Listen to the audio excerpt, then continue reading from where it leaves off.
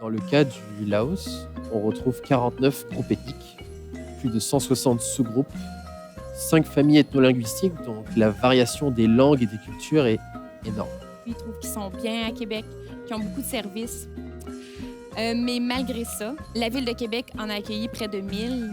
Mais là, maintenant, je ne sais même pas s'il en reste 300. L'intégration, ça se résume aussi par les déplacements, l'électricité. Je suis allé dans des villages, ça faisait même pas un an qu'ils avaient l'électricité. L'apprentissage du français, c'est difficile.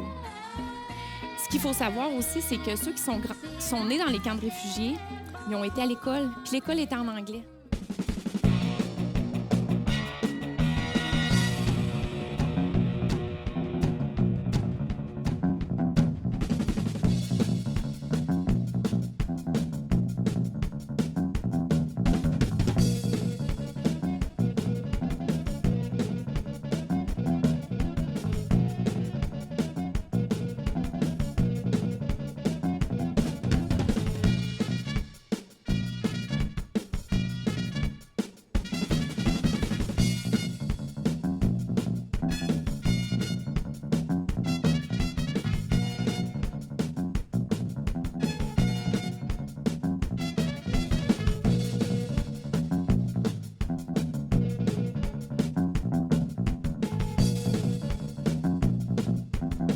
Bonjour, bienvenue à Cogito, l'émission de vulgarisation scientifique des étudiantes et étudiants des études supérieures de l'Université Laval.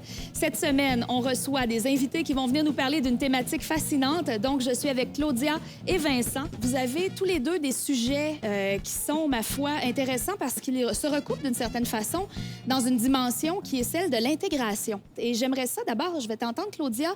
Peux-tu nous parler un petit peu de ton sujet de recherche? Bien, mon projet de thèse porte sur le parcours social d'apprentissage du français des réfugiés bhoutanais qui sont progressivement installés dans la ville de Québec à partir de 2009.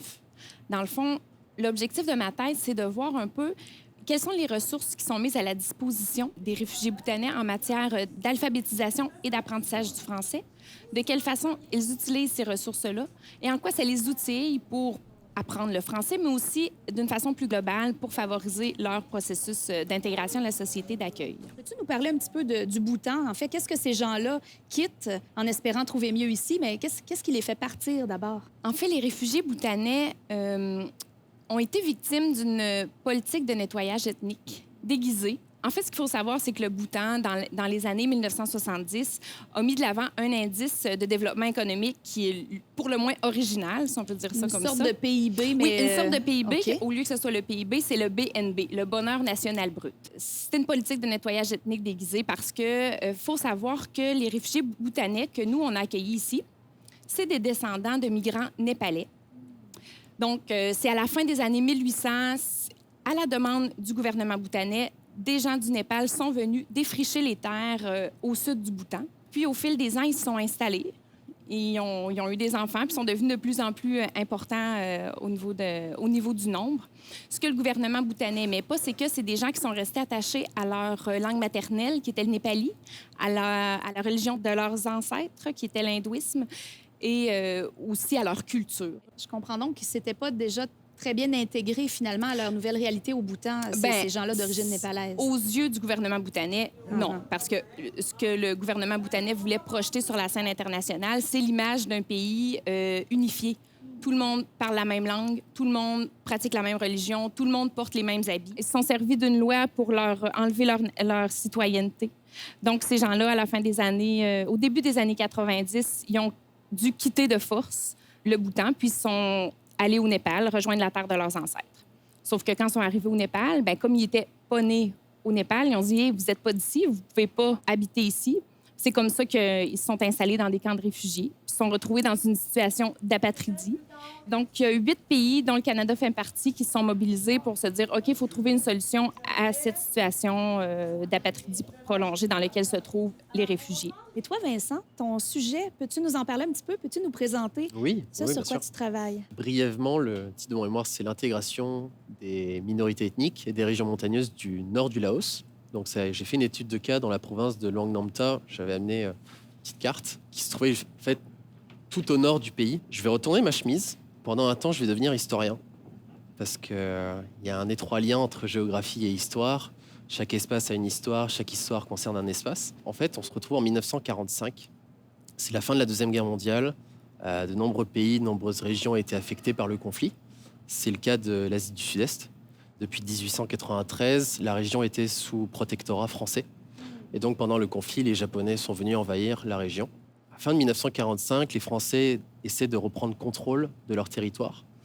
Ça va s'avérer être en vain, puisque va s'en suivre 30 années de guerre civile.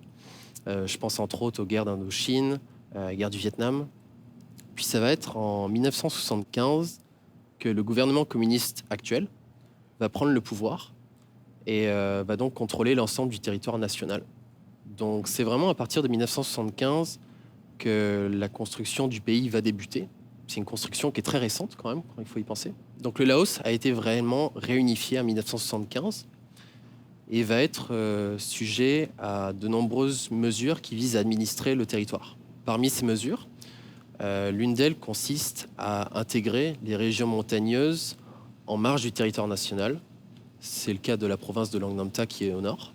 Jusqu'alors, ces régions avaient été plus négligées par les pouvoirs centraux parce qu'elles étaient difficiles d'accès et donc difficiles à contrôler. Ça ne veut pas pour autant dire que les Français à l'époque ne s'y étaient pas intéressés, puisque d'un point de vue agricole et minier, il y avait beaucoup d'opportunités pour eux. Je pense notamment à l'opium, qui était une monnaie d'échange très importante. Ce changement d'intérêt s'explique du fait que dans l'ensemble du monde décolonisé, l'enjeu primordial pour l'État, c'est d'abord d'unifier, de constituer d'une certaine manière son territoire et de le préserver. Donc il va s'agir pour ces États-là, au Laos, mais c'est également le cas au Vietnam, de consolider leur territoire.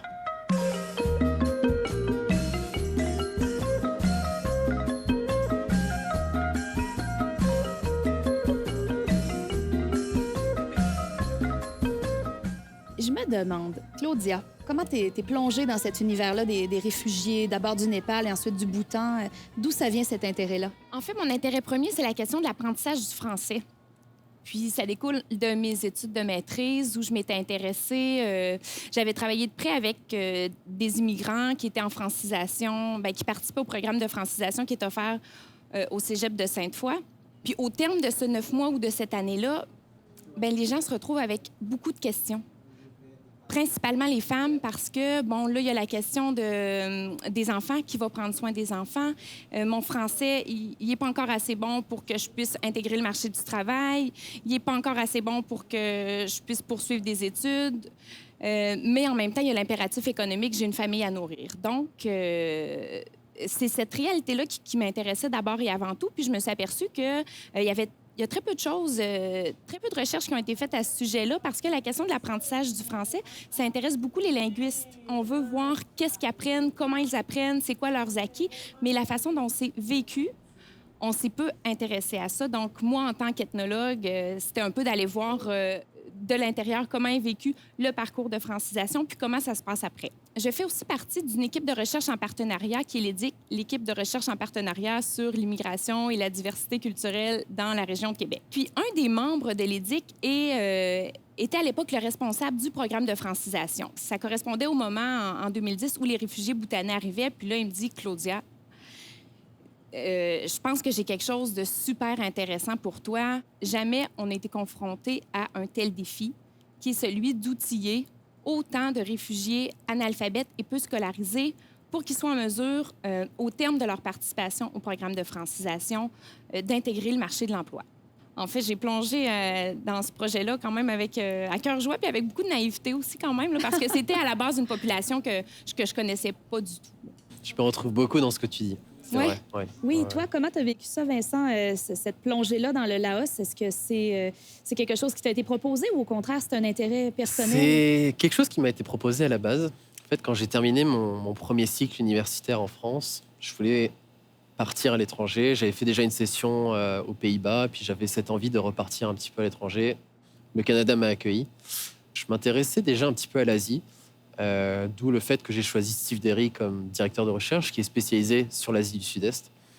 Et il travaillait actuellement sur un projet de recherche qui s'appelle IRMA, Intégration des régions montagneuses d'Asie du Sud-Est. Il m'a parlé de ce qui avait été fait déjà précédemment, qu'ils avaient fait des études au Vietnam, qu'il y en a d'autres qui étaient prévus au Tibet, au Népal. Donc c'était quelque chose de gros, mais personne n'avait fait au Laos.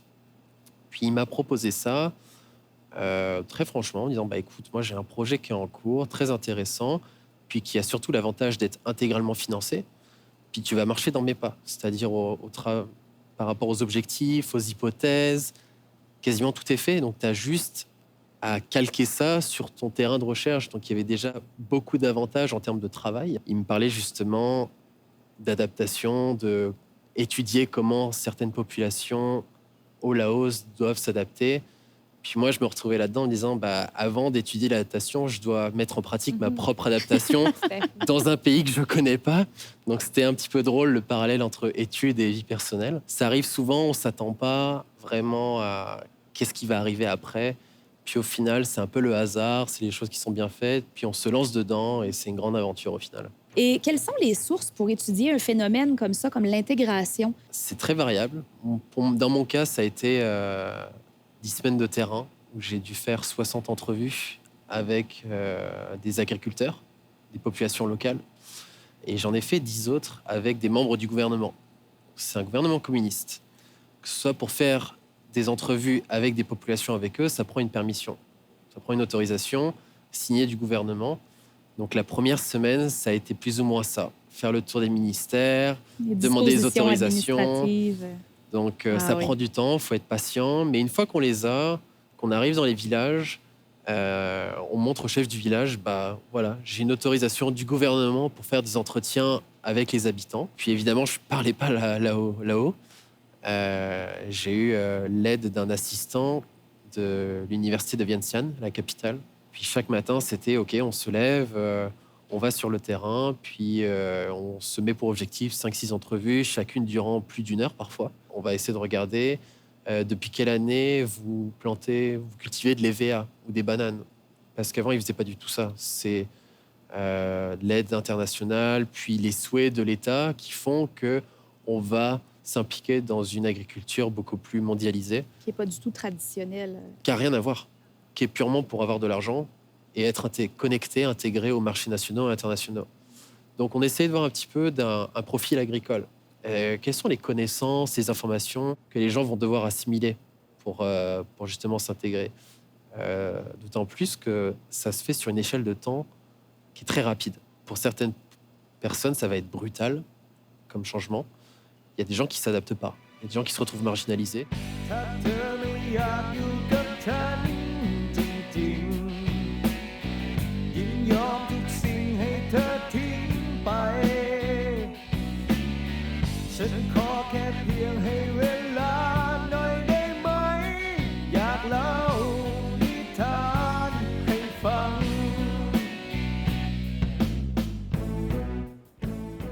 Toi, tu maîtrises leur langue? Oh non. Comment tu travailles? Ça m'intrigue, là. Oui, c'est c'est ça. C'est sûr interprètes. qu'il y a eu... Oui, j'ai fait les deux. OK. Tu sais, c'est sûr qu'au début, quand j'ai commencé à m'intéresser au bhoutanais, j'en connaissais pas. Donc là, il a fallu que je fasse mon entrée sur le terrain. Ma première stratégie m'a été de passer par les personnes ressources en qui ils avaient déjà confiance. Les personnes ressources de la communauté d'accueil, soit des professionnels de la francisation, on les appelle les agents interculturels de milieu, ceux qui travaillent de près sur le terrain. J'ai comme pu bénéficier d'un transfert de confiance. Ces personnes-là avaient comme un capital de confiance. Et dans le halo d'une personne. Oui, c'est ça. Donc, ils disaient, OK, si elle me présente à cette personne-là, ça veut dire que peut-être que moi aussi, je peux lui faire confiance. Le label confiance. Oui, était vraiment important. Puis ça revient vraiment, vraiment souvent dans les propos des participants. Donc, il y a eu cette stratégie-là pour entrer. Puis il y a eu aussi le fait de moi m'impliquer. J'étais bénévole au centre multiethnique. Je me suis impliquée pendant 2 à 3 ans. J'ai été bénévole auprès des gens de la communauté. Donc, ils ont vu aussi que mon intérêt, c'était pas juste un intérêt utilitaire, là. C'était pas juste pour aller collecter des données, c'est que j'avais vraiment un réel désir d'apprendre à les connaître puis de mieux comprendre de l'intérieur c'était quoi leur réalité. Donc, c'est un peu comme ça que j'en suis venue entrer en contact avec eux. Puis c'est sûr que les premières personnes que j'ai rencontrées, c'est les plus jeunes, ceux-là qui étaient dans la jeune vingtaine, qui, quand je les ai rencontrés pour mon terrain, on était déjà comme en 2012. Donc, ils avaient fait l'apprentissage du français. Ils étaient capables de bien parler en français. Quand même, on a été capable de faire les entrevues en français. Puis après ça, je suis allée, à l'aide d'un interprète, faire quelques entrevues en népalais, mais j'en ai pas fait beaucoup parce que il me manquait quelque chose. Puis Dirais-tu que ça introduit une distance entre la personne qui te répond puis... il y avait comme deux difficultés. Oui, ça introduit une distance, mais il y a aussi que je les interrogeais sur leur apprentissage du français. Donc, eux, ils étaient fiers de me répondre en français. Donc, même s'il y avait la présence d'un interprète, puis quand ils étaient capables de formuler leur réponse en français, ils préféraient la formuler en français, même si, parfois, à mon sens, la réponse était peut-être un petit peu moins complète ou j'aurais voulu approfondir davantage. Des fois, je tentais de reformuler, mais par respect pour la personne qui m'accordait de son temps. Puis je voyais qu'elle, son souhait, c'était de me répondre en français. Donc, je me suis dit, OK, c'est correct, je vais l'accepter, cette limite-là. Puis Ça participe à l'authenticité de l'échange que ben t'as. c'est ça. Oui. Donc, oui, il y a eu quelques entrevues avec des interprètes, mais pas beaucoup, là, peut-être. J'ai fait 15 entrevues avec les réfugiés, j'en ai peut-être 5 avec des interprètes. Mais même à ça, même avec l'interprète, je trouvais que j'arrivais pas à autant de profondeur que ceux avec qui ça se faisait totalement en français, ou même des échanges que j'ai faits quand je travaillais au jardin collectif, quand je m'impliquais. Même les gens, là, j'en avais des plus âgés qui parlaient peu français, mais la richesse des échanges qu'on avait là, parce qu'on était tout le monde les mains à la terre, qu'on travaillait ensemble, que là, il y avait une opportunité de me parler de eux, parce que c'était des agriculteurs au Bhoutan. Il y avait l'opportunité de me parler de leurs connaissances, de leur pays. Là aussi, Ça crée un pont. oui, puis l'échange se faisait beaucoup plus facilement, puis je sentais que là, la confiance était là, puis l'authenticité des propos était là. L'idée du gouvernement est justement d'instaurer une norme par rapport à la langue, par rapport à la culture, surtout dans un pays socialiste où il y a un modèle justement à suivre. Oui, oui, oui. Donc l'accès à l'éducation va surtout permettre à la population d'apprendre le lao. Mais entre eux, c'est très courant qu'ils parlent 3, 4, 5 langues. Mes entrevues se faisaient en 3 langues simultanément. Wow. Parce qu'avec mon assistant, je lui posais en anglais. Je parlais pas lao, lui il parlait anglais. Lui-même le reposait la question en lao au chef du village, et le chef du village reposait la question dans le langage du village, qui peut être spécifique à un langage ethnique. Donc on faisait 3 langues, puis la réponse me revenait. Puis à des moments, ça correspondait pas du tout à ma question, donc je me disais, on va y passer un temps pas possible. Les réfugiés bhoutanais, c'est des gens qui sont extrêmement reconnaissants. Dans leur être, là, ils ont un petit quelque chose qui fait qu'ils sont vraiment attachants. Je leur demandais c'était quoi les difficultés qu'ils ont rencontrées dans leur parcours d'apprentissage du français. S'il y avait des... Je parlais pas de critiques, mais qu'est-ce qu'ils avaient trouvé le plus difficile? Puis au début, dans mes premières entrevues, ils me rien. Ils me parlaient jamais de négatif, de choses négatives. Ils étaient tellement reconnaissants, puis tellement contents d'avoir cette opportunité-là, d'apprendre le français, premièrement, d'avoir été accueillis, de pouvoir se projeter dans l'avenir, là, plus que ce que leur offrait la vie dans les camps de réfugiés, puis d'avoir des critiques, même constructives, ou des trucs négatifs, c'était tellement difficile. Ils soulignaient tous les aspects positifs, là, la chaleur des professeurs en francisation, tout ce qu'ils avaient appris. Ils étaient contents des apprentissages réalisés. Ils étaient contents d'où est-ce qu'ils habitaient. Donc, moi, mon travail de terrain a peut-être duré 2 ans, là, en créant le lien de confiance, puis en m'impliquant de différentes façons auprès de ces gens-là. Bien là, j'ai pu créer le lien de confiance qui a fait qu'au fil du temps, bien, j'ai revu ces gens-là dans différentes occasions. Puis là, je réussissais à avoir cette information-là sur... Oui, mais ça, c'est un petit peu plus difficile. Tu sais. Puis, j'aimerais ça poursuivre ma francisation, mais finalement, au sein de ma famille, on a telle difficulté, puis ça fait que je suis bloquée. Je peux pas poursuivre ma francisation, même si j'aimerais ça. Je peux pas me trouver un travail. Je dois m'occuper de ma mère qui est malade chronique. Contrairement aux personnes ressources qui, elles, vont me dire, ben là, dans le programme... En alphabétisation, on a besoin de plus de ressources. En francisation, il y a ça qui marche pas, qui était capable de mettre le doigt sur les trucs qui fonctionnaient moins bien. Mais avec les Bhoutanais, c'était plus difficile parce que j'ai pas encore la réponse de pourquoi, mais je sais que pour eux, c'était plus difficile. Ils étaient contents de tout. En ethnologie, le travail de l'ethnologue, c'est ce que j'apprécie aussi, c'est le fait d'être immergé vraiment longtemps dans un terrain, d'apprendre à connaître les gens. C'est ce qui permet de vérifier puis valider l'information aussi. Est-ce que toi, de ton côté, Vincent, ce que tu as trouvé dans le cadre de tes recherches de maîtrise, tu penses qu'il y aurait une manière que ça puisse se rendre utile finalement aux gens du Laos? L'idée serait évidemment de le faire traduire au moins en anglais pour que l'université locale puisse s'en servir. Que ça serve directement aux populations locales, je dirais que non. Aussi modeste que soit l'étude, ça vient juste s'ajouter à d'autres connaissances sur justement contribuer à mieux comprendre les rouages de l'adaptation, plus dans un contexte rural, société laotienne, et peut-être dans un contexte d'Asie du Sud-Est. Ça prend une ampleur au final qui peuvent contribuer peut-être à l'État laotien lui-même, qui puisse observer, des gens ont fait des études sur notre pays, qu'est-ce que ça vaut, comment est-ce qu'on peut s'adapter par rapport à ça nous-mêmes, est-ce qu'il y a des choses qu'on pourrait mieux faire, est-ce qu'on a envie vraiment de changer notre manière de faire ou pas, parce que c'est un gouvernement communiste, ils font un peu comme ils ont envie de faire. Ils bénéficient aussi de beaucoup d'aides internationales, qu'elles soient financières ou des ONG. Donc à nouveau, ces études-là peuvent aider à mieux comprendre comment certaines sociétés peuvent s'adapter face à des transformations, face à la modernisation de notre société, à la globalisation. C'est quoi les réponses des sociétés face à tout ça? Mon terrain, ça a tellement été facile de recruter des participants parce que quand je suis arrivée près des personnes ressources, ils m'ont ouvert les portes de leur organisme à bras ouverts parce que, OK, on est contente que tu t'intéresses à ça parce qu'on a des besoins, on a des recommandations. Il y avait un besoin de parler. Ils trouvaient que mon projet de thèse répondait à des besoins concrets sur le terrain. Une de mes intentions, puis ce que je souhaite faire, c'est de retourner voir ces gens-là puis de leur présenter de façon concrète les résultats. Mais regardez, vous en avez déjà plein des solutions. Là. L'idée, c'est pas de réinventer la roue. Là. C'est peut-être juste de consolider certaines choses qui vont vous permettre d'intervenir de façon plus efficace ou de façon récurrente ou dans une logique un peu plus pérenne. Là. Dirais-tu que le Québec est un bon endroit pour les Bhoutanais, pour l'immigration et pour l'intégration? Eux, avec ce qu'ils nous disent, oui, sont contents d'avoir été accueillis, puis ils utilisent quand même ce terme-là. Ils sont contents de l'accueil qu'ils ont eu. Ils trouvent qu'ils sont bien à Québec, qu'ils ont beaucoup de services. Mais malgré ça, au début, je disais que la Ville de Québec en a accueilli près de 1000. Mais là, maintenant, je ne sais même pas s'il en reste 300. L'apprentissage du français, c'est difficile. Ce qu'il faut savoir aussi, c'est que ceux qui sont nés dans les camps de réfugiés, ils ont été à l'école, puis l'école était en anglais.